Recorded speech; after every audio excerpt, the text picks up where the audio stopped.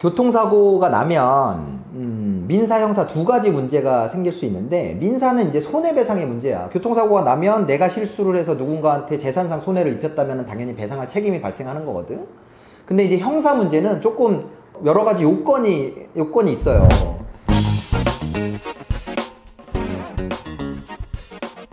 교통사고 형사사건은 교통사고 처리 특례법이라는 법에서 규정을 하고 있어.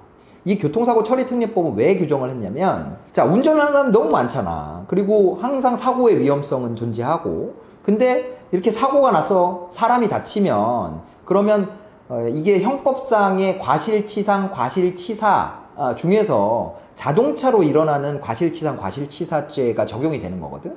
근데 이거를 무작정 다 처벌하게 되면 우리나라에서 운전을 하는 모든 사람들이 어떤 범죄자가 될 수 있는 그런 위험성이 있잖아. 그래서 교통사고 처리 특례법이라는 걸 규정을 해서 종합보험에 가입돼 있으면 특별히 문제가 없을 때는 공소를 제기할 수 없도록, 그러니까 처벌을 할 수 없도록 규정을 해놓은 법이 사실은 교통사고 처리 특례법이지.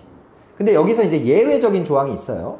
기본적으로 과실치상죄는 반의사 불벌죄라 그래. 반의사 불벌죄는 뭐냐면 상대방이 처벌을 원치 않으면 처벌을 할 수 없는 범죄야. 그게 이제 대표적인 게 이거 과실치상죄거든. 그래서 내가 실수로 누굴 다치게 했는데 그 사람이 나 괜찮아요, 이 사람 처벌하지 말으세요 라고 하면 검사나 경찰이 처벌을 하고 싶어도 처벌할 수가 없어요. 그렇게 규정이 돼 있단 말이야. 근데 교통사고 처리 특례법에서는 그런 이제 반의사 불벌죄에 더해서 그냥 종합보험에 가입돼 있으면 그러면 공소를 제기할 수 없도록 해가지고 처벌이 안 되도록 그렇게 이제 규정을 해놨어. 근데 이제 흔히들 많이 듣는 게 이제 12대 중대과실이지. 그래서 신호위반, 그 다음에 뭐 과속, 뭐 보행자, 횡단보도 보행자 보호의무, 뭐 이런 여러 가지, 음주, 무면허, 뭐 이런 불법행위가 더해져 있으면 그러면 종합보험에 가입돼 있어도 또 피해자가 처벌을 원치 않는다고 해도 처벌을 하도록 그렇게 만들어놨어. 이제 그거는 이제 그런 위법한 운전을 하지 말라라는 뜻이겠지. 그리고 이제 만약에 사람이 사망을 했다라고 했을 때는 반의사 불벌죄를 적용하진 않아요. 과실치사죄도 마찬가지야. 그러니까 결과가 중하기 때문에, 그래서 그런 경우에는 일단 형사 처벌은 하지. 근데 피해자랑 합의를 보면 경미하게 처벌을 하는 방식으로 이렇게 운영이 되고 있어. 그래서 교통사고 처리 특례법은 교통사고가 났을 때 기본적으로 운전자를 처벌하지 않기 위해서 만들어진 특례법이야.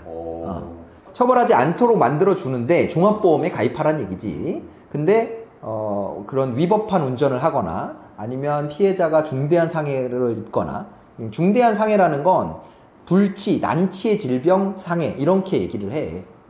그러니까 뭐 장애를 안게 되는 사고, 뭐 그런 것들. 그리고 진단 주수로 보통 한 10주가 넘어가면 그러면 의사의 소견을 받아서 중상해 사건으로 처리를 하고 있고, 그 다음에 사망사고, 이런 경우에는 이제 피해자가 처벌을 원치 않더라도, 중상해 사고는 피해자가 처벌을 원하지 않으면 처벌하지 않아요.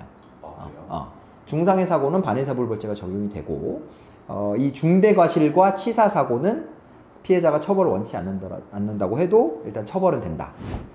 자, 오늘도 안전운전 하시고요. 혹시 사고가 발생한다면 본모법인 LKS 이기루 병사 잊지 마시고요. 구독, 좋아요, 알림 설정 꼭 부탁드리겠습니다.